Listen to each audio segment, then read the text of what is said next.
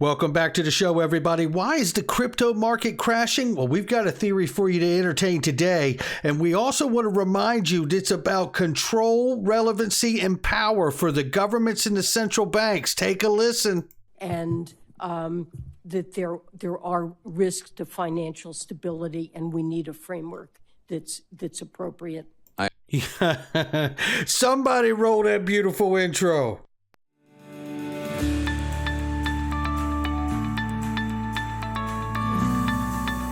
Digital Perspectives with Brad Kimes. Come on in.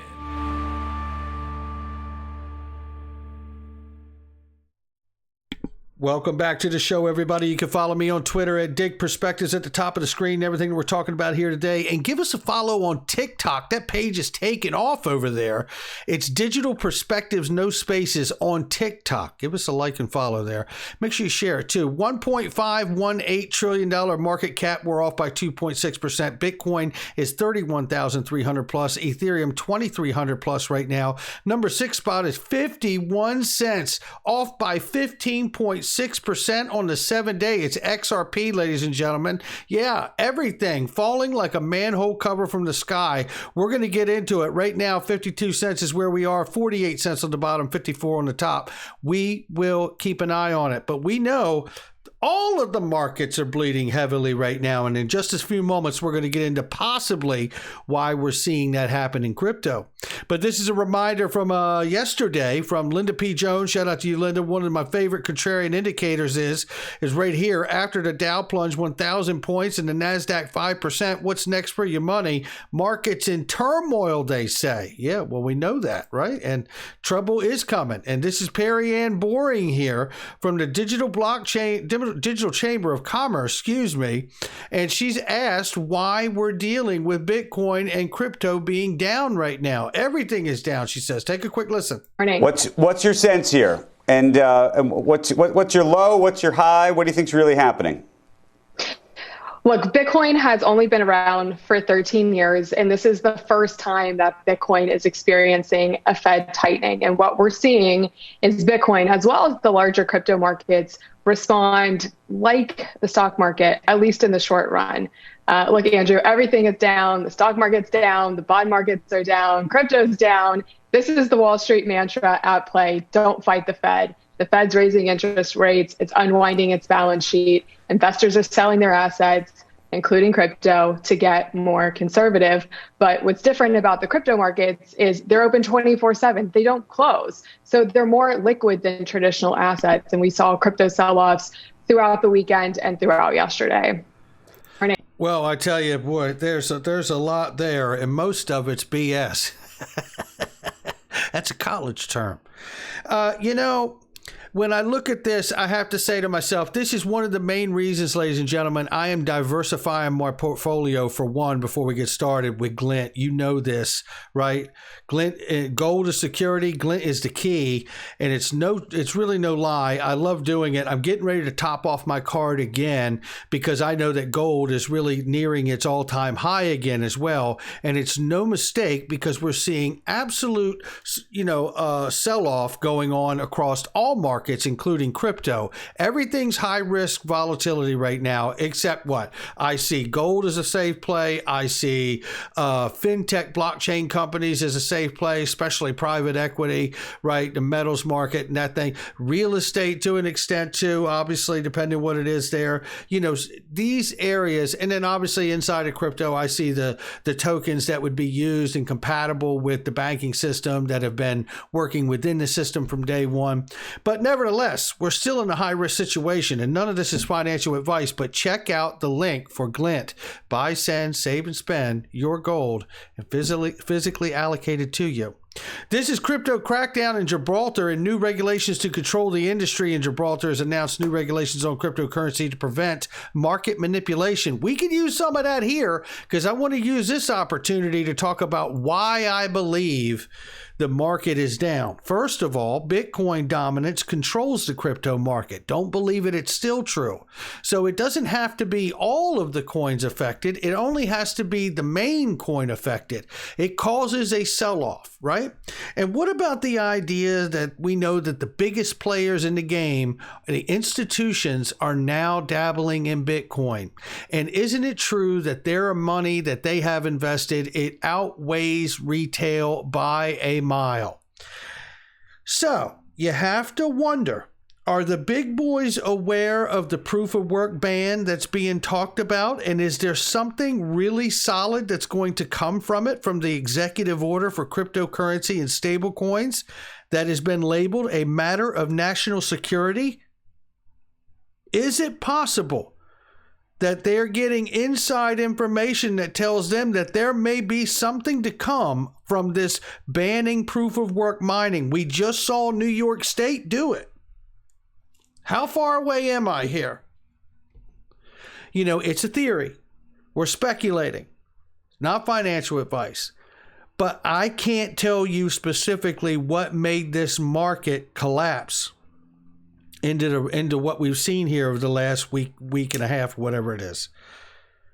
That's what I find puzzling about all of this. You can't point to any one thing. Now, we know that there are futures, so they can short Bitcoin like crazy. And somebody's been winning, right? The question is why, right? The other question is how real is it going to get for Bitcoin proof of work mining around the world when we know that the EU is entertaining it again? We know that the US is entertaining it, and we just saw evidence of New York banning it itself in that state. We will keep an eye on it. Again, take a look right here. This is to bring us to the next thing we want to talk about, which is the SEC Valkyrie Bitcoin Futures ETF approved. Bitcoin Futures ETF. More shorting going on, ladies and gentlemen. That's what we're seeing there. And while the market is down, El Salvador makes the play and says, you know what? We're buying the dip, baby. They bought 500 Bitcoin purchase. Now, I can only say to this that I really, truly, truly hope that the citizens of that country are not harmed by this kind of decision. Because the reality here is, again, is that if you ban proof of work mining, which is not necessary to operate blockchain, it was in the early days, but it is no longer necessary.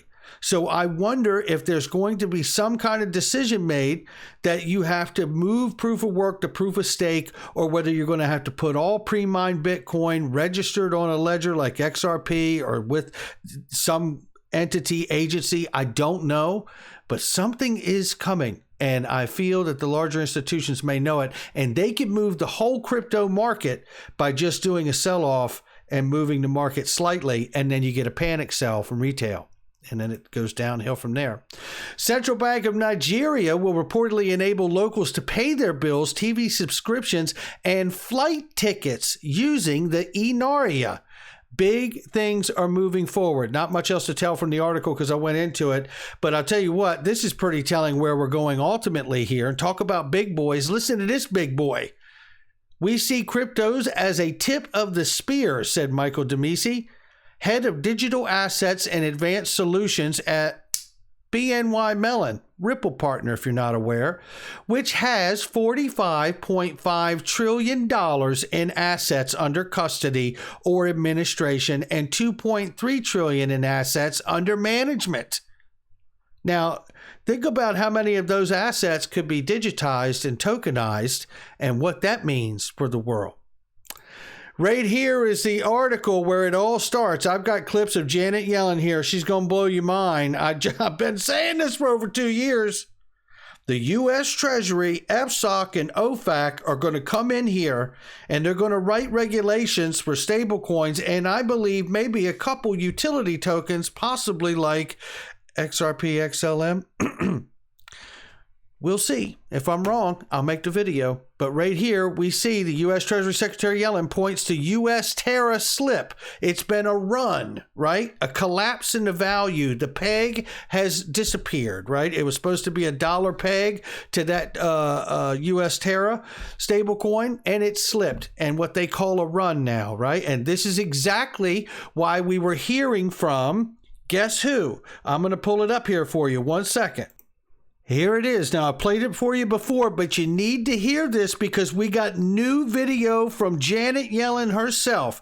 And you need to hear this clip before you hear her speak. And I believe it's going to put everything in motion and alignment for what is about to come our way in the crypto stablecoin world. Listen to this. It won't be the whole clip either. Take a listen.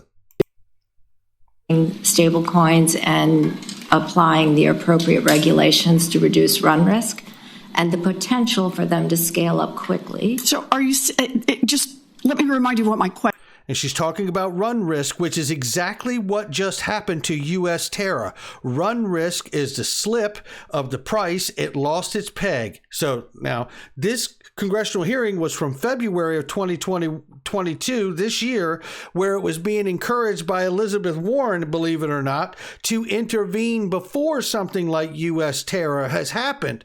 Now it has heightened the situation while we have an executive order for crypto that is still open, for which the Treasury has clearly said, and I remind you very quickly, let's take a look here because we're going to need to go back and forth a bit. Janet Yellen said today, as she has said before, the hearing is focused on the Financial Stability Oversight Council, that is FSOC, a supervisory regulatory regulator that the Treasury Secretary presides over. The President's Working Group report on stablecoins from November highlighted the failing of congressional action. FSOC should take action to regulate crypto. She has said it before that if government doesn't do it, the FSOC and the Treasury are willing to do it themselves, and they have the power to do it without congressional approval. Take a listen here. Question is, do they pose the threat of becoming a systemic risk? Of becoming a systemic risk, yes. Yes. There you go. So she gets her to admit it's a systemic risk. Now let me bring you up to here, to this clip right here, I believe it is. Yes. Sorry, that's too far. 1 second here. And that is where you come in. You advise the Financial Stability Oversight Council, FSOC, and you sometimes sit in these meetings as Secretary Yellen's substitute. FSOC's job, according to Treasury's website, is, quote, identifying emerging threats to financial stability and coordinate regulatory actions to address them, end quote. So, under Secretary Lang, if you believe that stablecoins are a serious emerging threat to our financial system, then have you advised FSOC to use the tools that Congress gave it specifically to mitigate threats before they get out of hand? Before they get out of hand. So before they have something like U.S. Terra happen like it did yesterday. So FSOC, as you say, has the responsibility to identify risks to financial stability. It is discussing these issues. It does convene the regulators. They have been discussing consumer protection and investor protection, illicit finance, and taking steps to assess what risks and what authorities regulators have. Made some recommendations. So you are moving at least in that direction? Is that what you're telling me? I want to make sure I just understand your testimony here today. Yes, the PWG is making recommendations, and they complement the existing authorities that regulators have. Well, the SEC, the CFTC, and the banking regulators are issuing guidance carefully about how banks should I understand about the other regulators. I'm asking about FSOC because I don't want monitoring to be a way to just avoid doing your job. And that's exactly the argument she's going to make and everybody else is going to make in Congress because they don't want to do their job. Isn't it funny? Right? But that's the truth. And now the weight is on the Treasury now because of this moment in February and then this real moment that happened with USD Terra yesterday. In your testimony before the House Financial Services last week, you suggested that FSOC should not and would not act ahead of Congress. That's something the crypto industry might find comforting, but it is not consistent with FSOC's mission. Did you misstate something last week? So what I intended to say, I didn't see that, is FSOC has a responsibility to look at the tools it has. Well, not just and to look, but to they use. Can apply. And the situation is developing very quickly. And so how different tools would apply, it's a bit difficult to prejudge how they would be used. Okay, but you are willing to use them ahead of Congress? If that is the case and is assessed that they are a systemic risk that needs to be addressed. Well, not that they are a systemic risk. Remember what it says on the website, before that risk has reached fruition. And they're going to make the argument that yesterday's rug pull on the peg for U.S. Terra is exactly the moment that she's been talking about. And she'll be right about it on this one. Keep listening to the rest of this. We'll get to Janet Yellen's testimony from just moments ago. You know, I worry that you're approaching the crypto market with blinders on. You talk a lot about the benefits of stablecoins, benefits that have been promised for years and that have still not materialized.